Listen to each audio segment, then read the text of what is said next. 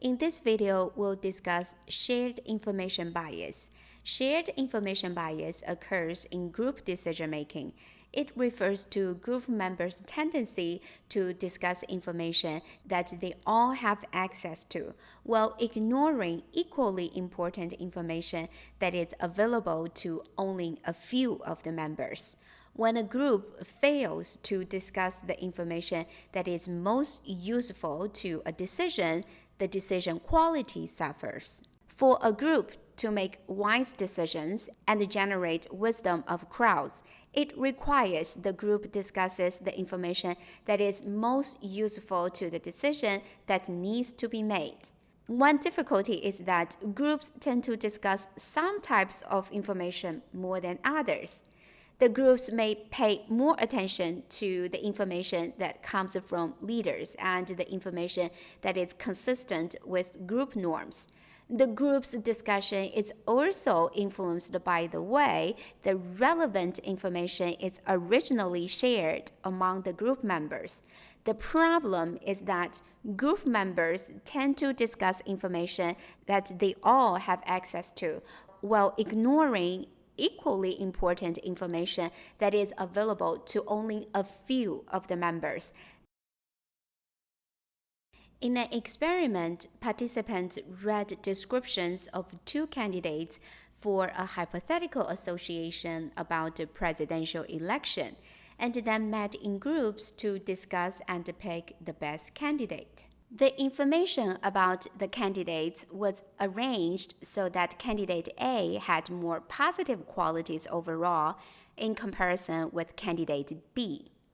If all group members were given the same information about both candidates, the members chose candidate A 83% of the time after their discussion. However, in some cases, the researchers made the task more difficult by creating a hidden profile. In this case, each group member received only part of the information. Although all the information was potentially available to the group, it was necessary that all of the information was properly shared to make the correct decision. Under the condition of hidden profile, the information favoring candidate B was shared, but the information favoring candidate A was not.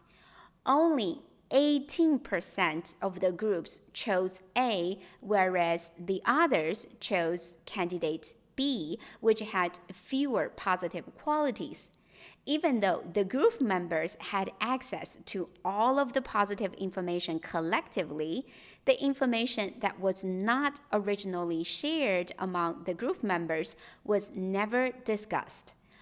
Moreover, the shared information bias occurred even among participants who were given explicit instructions to be sure to avoid expressing their initial preferences and to review all of the available facts. Why do we have the shared information bias in the first place? Recall confirmation bias. This is a bias we've already discussed in the previous video. In group discussion and deliberation, people tend to collaborate to provide confirming evidence for each other's position, but fail to explore other alternatives. Fortunately, there are ways to counteract the shared information bias. Group leaders or whoever presiding over a meeting can take the following 5 steps to minimize the shared information bias.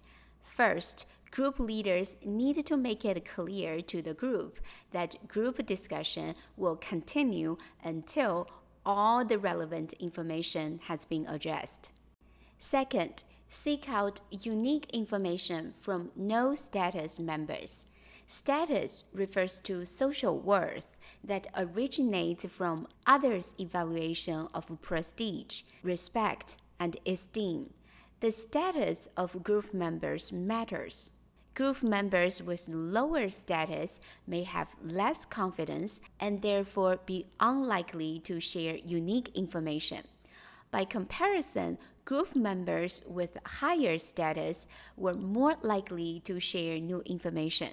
However, those with higher status tend to dominate the group discussion even when the information they have is not valid or important. Third, make sure each group member has equal speaking time and speaking terms. In meetings, high power group members tend to speak more than low power members do.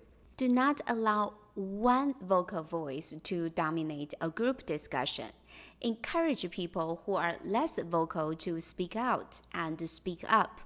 If a vocal member speaks 5 times in a group, then it is important that members who are less vocal have the same number of turns to speak in a meeting. The speaking turns make a difference in group information sharing. It magnifies the shared information bias if the vocal member is allowed to speak 10 times while less vocal members have only 1 time to speak. Fourth, do not settle on alternatives or review group members' preferences too early.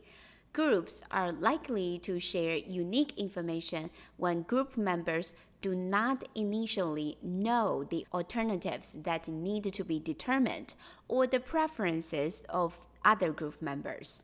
Fifth, after a unique key piece of information is brought to the table, group leaders need to ensure that the shared information is discussed repeatedly instead of being dismissed.